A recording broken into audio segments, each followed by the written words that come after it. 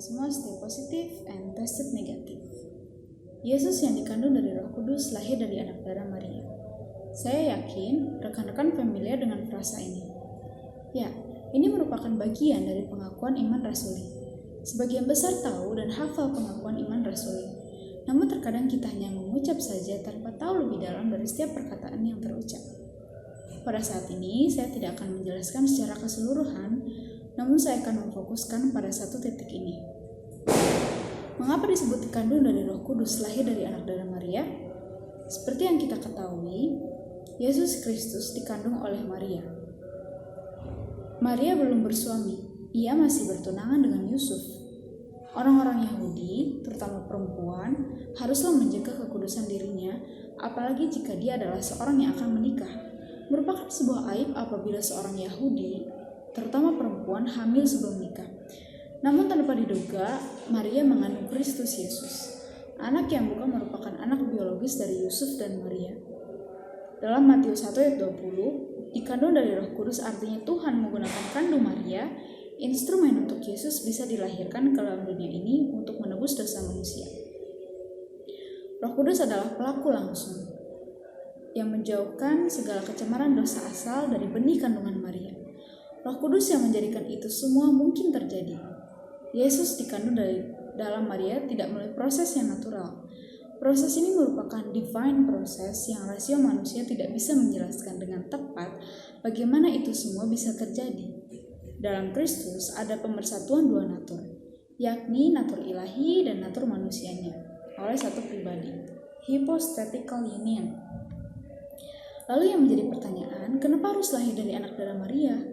Yakni karena untuk mengkonfirmasi kemanusiaan Yesus bahwa Allah anak adalah manusia yang sejati dari manusia dan karena dia lahir dari substansi ibunya, yakni Maria yang perawan. Serta untuk menggenapi nubuat janji Tuhan bahwa Mesias lahir dari keturunan Abraham dan Daud.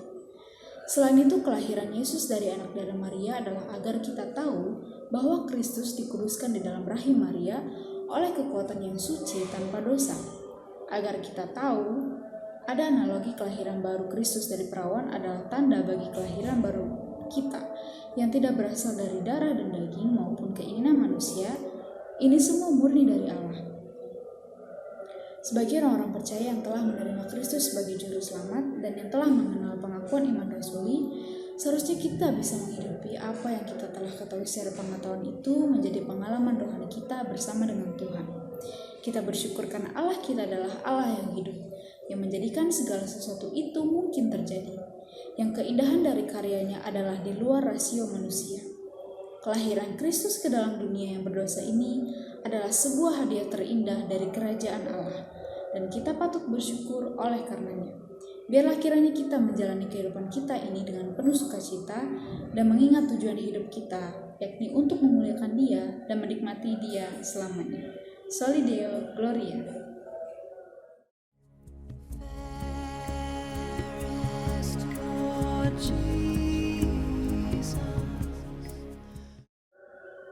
Kristus Yesus, Allah Firman yang menjadi daging, yang turun ke dalam dunia yang berdosa ini untuk menyelamatkan manusia dari cengkeraman kuasa dosa. Kita sudah mengenal dan hafal karya-karya Kristus untuk manusia. Pada saat ini saya mengajak rekan-rekan untuk mengenal lebih dalam lagi tentang Kristus. Kristus memiliki dua natur, yakni natur ilahi, yang mana Kristus adalah sepenuhnya Allah yang berdaulat dan berkuasa. Namun dalam waktu yang bersamaan, Kristus juga memiliki natur manusia. Nah, natur manusia dalam Kristus berbeda dengan natur manusia biasa yang berdosa dan memiliki dosa asal. Natur manusia dalam Kristus tidak berdosa dan tidak memiliki dosa asal. Jika natur manusia biasa selalu ada tendensi untuk berbuat dosa, Kristus dalam naturnya tidak memiliki tendensi tersebut. Itulah mengapa Kristus disebut manusia sejati. Karena Kristus merepresentasikan manusia seharusnya yang segambar dan serupa dengan Allah. Kristus punya semua bagian natur manusia. Ia dibuat layaknya manusia terkecuali dalam dosa. Ketika Kristus mengenakan natur manusia, pribadi dan natur ilahinya tidak berubah menjadi manusia. Kristus adalah teladan bagi kita semua. Dia adalah contoh sempurna dari bagaimana manusia seharusnya hidup. Kita bersyukur karena Allah kita yang hidup pernah hadir dalam dunia ini untuk memberikan contoh memberikan terang ketika kita tersesat di dalam kegelapan. Kita bersyukur dengan adanya terang Kristus itu, kita menjadi tahu bagaimana sih seharusnya kita hidup sebagai orang percaya. Biarlah kiranya melalui penjelasan singkat ini kita bisa menyadari dan menghidupi bagaimana seharusnya kita hidup sebagai orang yang percaya. Soli Deo Gloria.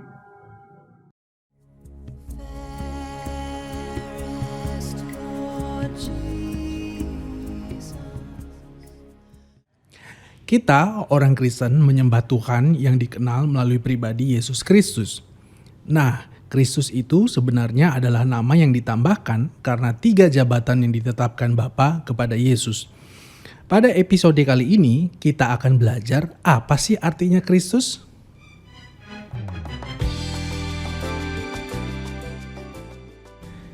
Kristus dalam bahasa Ibrani disebut Mesias atau Al-Masih, artinya yang diurapi. Dalam dunia kuno, mereka yang diurapi merujuk kepada orang-orang yang mengemban jabatan sebagai raja, nabi, atau imam. Diurapi berarti dipanggil atau ditetapkan untuk mengemban jabatan tertentu dan juga menerima karunia yang diperlukan untuk melaksanakan tugas-tugas itu. Yesus memenuhi syarat sebagai yang diurapi karena dialah yang ditetapkan Bapa untuk menjadi pengantara kita. Dan juga kepada dialah Roh Kudus mengaruniakan segala karunia yang tidak terbatas untuk menjalankan jabatan yang ditetapkan kepadanya. Apa artinya Kristus sebagai Raja? Kristus sebagai Raja artinya bahwa Kristus memerintah manusia dengan firman-Nya dan memberikan karunia untuk pembangunan tubuh Kristus. Dia juga yang melindungi orang percaya dari musuh-musuh, baik musuh internal maupun eksternal, dengan kuat kuasa Roh Kudus. Dia juga adalah Raja yang memberikan seluruh perlengkapan senjata rohani kepada kita. Apa artinya Kristus sebagai imam? Kristus sebagai imam artinya bahwa Kristus mengajarkan seluruh hukum Allah di dalam hati kita melalui Roh Kudus, dan Dia juga yang menggerakkan hati kita untuk taat kepadanya. Selain itu, Dia juga yang menjadi juru syafaat kita, menjamin doa kita didengarkan oleh Allah Bapa. Kristus juga memberikan dirinya menjadi korban tebusan yang sempurna dan sekali untuk selamanya. Apa artinya Kristus menjadi nabi? Kristus menjadi nabi artinya Kristus menyatakan seluruh maksud Allah kepada kita melalui wahyu khusus untuk memberitakan hukum Allah dengan pengertian yang benar. Dia juga yang memulai dan memelihara pelayanan Injil dan membangkitkan serta mengutus para nabi, rasul, gembala, dan pelayanan lainnya di dalam gereja.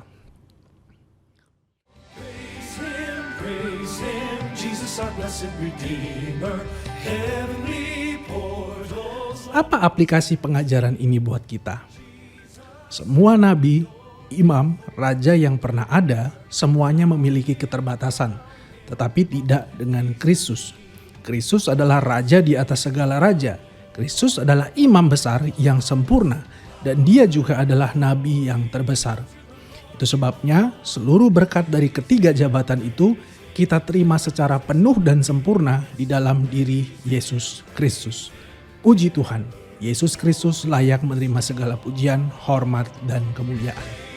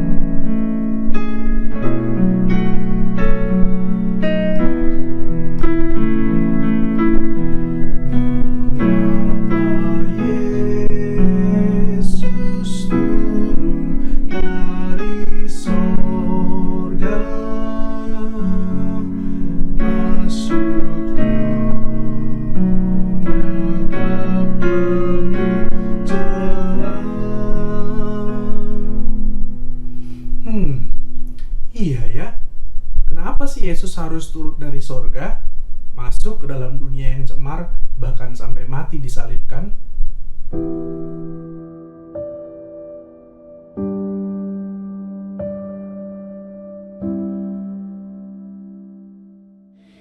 Yesus harus mengalami penderitaan yang hebat, bahkan sampai turun ke dalam kerajaan maut, supaya murka Allah atas manusia berdosa dipuaskan melalui kesengsaraan Yesus.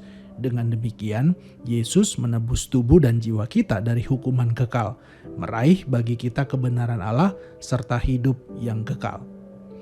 Dalam sengsaranya, Yesus mengalami banyak sekali penderitaan. Dia kehilangan segala hal yang baik yang sebenarnya dia miliki karena dia adalah Allah. Dia juga alami kelemahan natur manusia, bisa lapar, bisa sedih, dan juga bahkan lelah, kecuali keberdosaan manusia. Yesus juga mengalami kemiskinan bahkan sejak lahirnya sebagai manusia. Dia mengalami siksaan yang luar biasa dan begitu memalukan dalam eksekusi penyaliban. Dan bahkan Yesus alami luka batin dan emosi karena ditinggal oleh Allah ketika tergantung di atas kayu salib. Dan semua itu dialami bukan karena kesalahan dan dosa-dosanya sendiri. Masih ingat dalam pengakuan iman rasuli, nama Pontius Pilatus disebutkan. Ini sebenarnya untuk menggenapkan nubuatan di Perjanjian Lama dan juga untuk membuktikan bahwa tidak didapati kesalahan apapun pada dirinya. Lalu, apa sih artinya turun ke dalam kerajaan maut? Alkitab punya 3 pengertian yang berbeda tentang apa itu maut. Yang pertama artinya kuburan. Tentu saja bukan ini yang dimaksud, karena dalam pengakuan iman rasuli sudah dinyatakan bahwa Yesus mati dan dikuburkan. Lalu yang kedua, maut berarti tempat kutukan atau neraka. Alkitab juga tidak pernah menyatakan bahwa Yesus pernah ke tempat seperti itu. Itu sebabnya bukan ini juga pengertiannya. Yang ketiga, yang lebih tepat sebagai pengertian turun ke dalam kerajaan maut, yaitu sebagai ungkapan penderitaan dan rasa sakit yang sangat ekstrim. Turun ke dalam kerajaan maut adalah mau menunjukkan betapa Yesus mengalami penderitaan yang sedemikian hebat yang bukan hanya dialami tubuhnya tetapi juga jiwanya.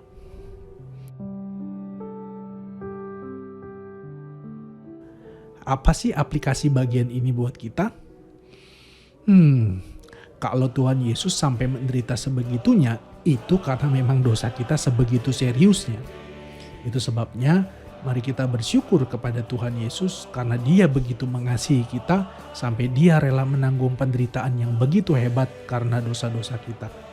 Jadi, mulai sekarang ingat, jangan terus main-main sama dosa.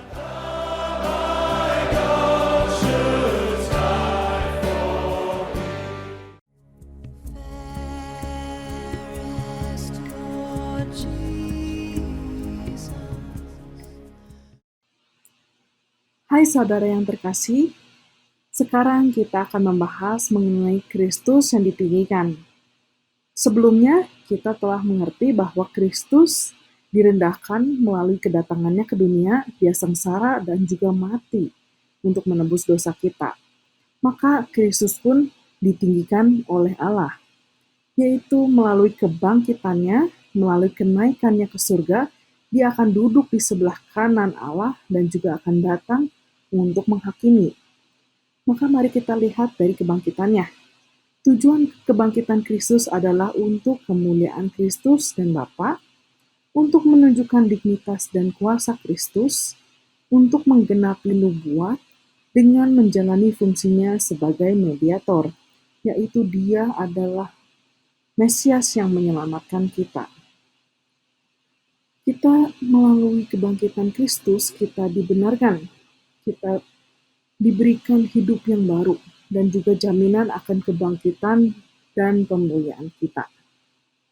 Dengan ini, kita bisa melihat manfaat kebangkitan, bahwa kita dibenarkan di hadapan Allah, dianugerahkan Roh Kudus, pengharapan akan kebangkitan tubuh, Kristus sebagai Sang Mesias dan Kepala Gereja, dan juga penggenapan berkat Kristus dan pemuliaan gereja. Setelah kebangkitannya, Kristus naik ke surga. Ada 5 makna kenaikan Kristus.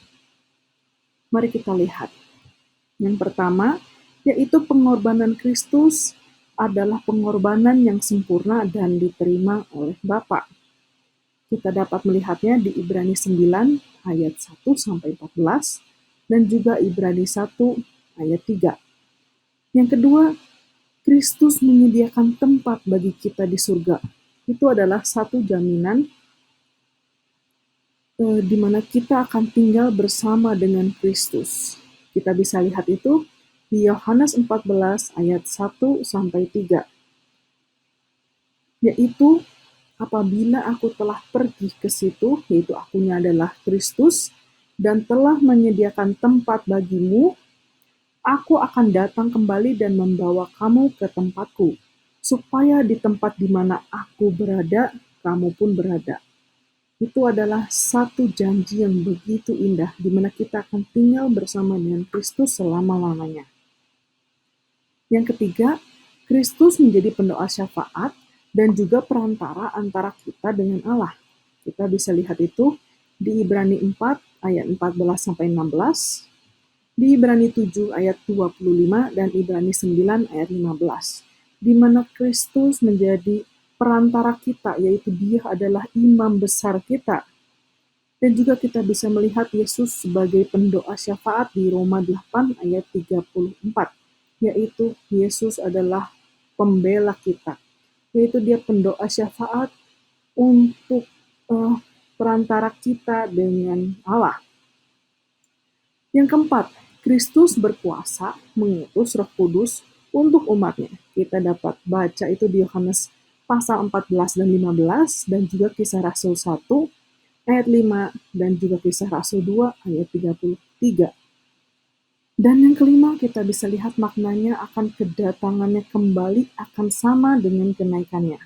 Itu dapat kita lihat di Kisah Rasul 1 ayat 11, di mana ada kedua orang berbaju putih berkata kepada orang-orang yang menyaksikan kenaikan Kristus, "Hai orang-orang Galilea, mengapakah kamu berdiri melihat ke langit? Yesus ini yang terangkat ke surga meninggalkan kamu, akan datang kembali dengan cara yang sama, seperti kamu melihat Dia naik ke surga." Maka kita akan lihat selanjutnya, yaitu duduk di sebelah kanan Bapa. Ini menunjukkan kesetaraan Kristus dengan Allah dalam kuasa, kemuliaan, dan pemerintahannya akan segala sesuatu. Yang kedua, ini juga menunjukkan bahwa kemuliaan tertinggi Bapa berikan kepada Kristus. Maka Kristus pun akan datang kembali sebagai hakim, maupun untuk orang yang hidup dan yang mati. Itu kita biasa ucapkan di dalam pengakuan iman rasuli, di mana itu adalah satu tanda di mana Kristus akan menggenapi ketetapan Allah. Dia mendeklarasikan kebaikan untuk umatnya, yaitu akan mengakhiri segala kesengsaraan, dan juga deklarasi keadilan dan kebenarannya untuk orang-orang yang menolak Dia. Tuhan akan membuang semua kejahatan dan juga akan membebaskan gerejanya ketika Dia datang kembali. Maka kita dapat bersyukur atas hidup yang baru yang telah Tuhan berikan kepada kita. Kita juga tidak takut akan kematian fisik karena Kristus telah bangkit. Dia membuktikan bahwa Dia menang atas maut. Dan juga kita diajak untuk hidup sebagai pejuang yang mempunyai pengharapan yang begitu besar akan kemenangan Kristus ketika Dia datang kembali. Tuhan Yesus memberkati.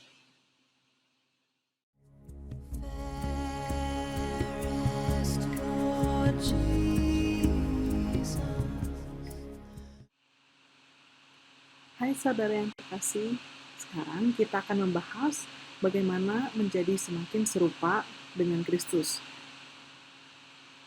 Kita sebagai anak-anak Tuhan sering disebut orang Kristen.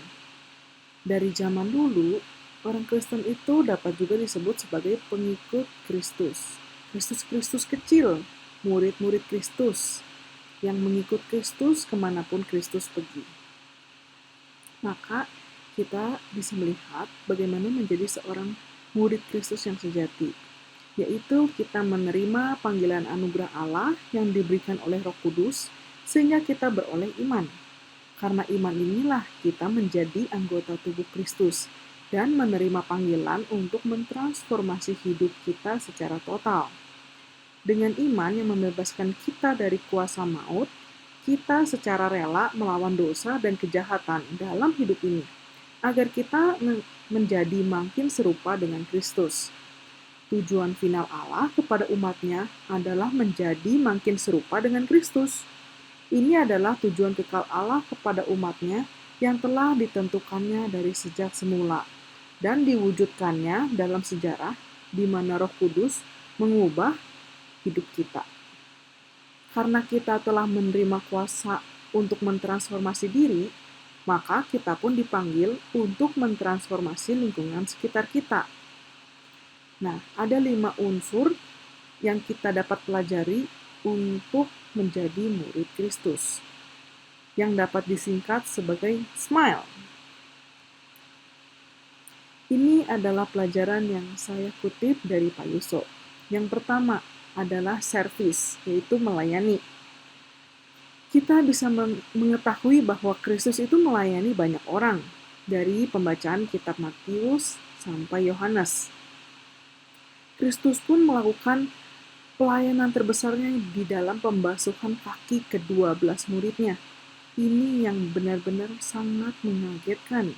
Bagaimana seorang guru membasuh kaki muridnya. Maka dari sini kita dapat belajar bahwa kita harus belajar untuk melayani seperti Kristus untuk menjadi teladan bagi sesama. Yang kedua, kita belajar mengenai mission, yaitu M. Kristus mengabarkan kebenaran dan menjalani misi penebusannya, yaitu Dia mati di kayu salib. Kita sebagai murid Kristus dipanggil untuk mengabarkan karya keselamatan yang telah Kristus kerjakan dan juga memancarkan kemuliaan Allah. Yang ketiga, yaitu I, incarnation atau inkarnasi. Kita tahu bahwa Kristus telah mengosongkan diri dan mengambil rupa seorang hamba atau manusia. Sebagai murid Kristus, kita diajar untuk melayani dengan kerendahan hati, dengan mengosongkan diri, dengan tidak memandang kedudukan seseorang. Yang keempat adalah L, yaitu love, yaitu kasih. Kristus sebagai sang sumber kasih telah mengasihi kita terlebih dahulu dengan mengorbankan dirinya. Maka kita sebagai murid Kristus belajar untuk mengasihi sesama seperti Kristus telah mengasihi kita, yaitu kasih Kalvari, kasih yang rela berkorban. Yang terakhir, kita belajar dari E, yaitu endurance atau ketekunan. Kita jelas tahu bahwa Kristus tekun dari awal, dari sejak lahir sampai Dia mati di kayu salib. Kristus taat dan Kristus tekun untuk menderita. Di samping ini, kita juga belajar bahwa penderitaannya itu bukan sejak pelayanannya, bukan sejak di kayu salib saja, tetapi sejak lahir, karena Dia adalah Allah yang harus menjadi ciptaannya. Maka kita sebagai murid Kristus perlu belajar untuk terus tekun menanggung derita dengan memberitakan kebenaran sampai akhir. Walaupun ada kesusahan, kita perlu mengabarkan kebenaran seperti yang Kristus kerjakan. Nah, maka dalam hal ini saya ingin berbagi mengenai satu lagu yang mengingatkan kita agar terus memberitakan Kristus dengan berani. Karena apa yang telah Kristus lakukan adalah bukti dari kasih Allah yang terbesar bagi kita. Yaitu, biarlah kita terus memberitahukan ke dunia bahwa kita adalah seorang Kristen dan kita tidak malu akan siapa itu Kristus. Dalam baitnya yang kedua, kita pun dapat melihat bahwa kedatangan Kristus ini kita tidak tahu kapan. Maka kita harus selalu siap sedia dan giat mengabarkan Injil. Karena Injil adalah pengharapan terbesar bagi umat manusia. Dan itu adalah pengharapan yang hanya didapat di dalam Kristus. Nah, saudara sekalian, kita telah belajar bagaimana untuk menjadi serupa dengan Kristus. Tuhan memberkati.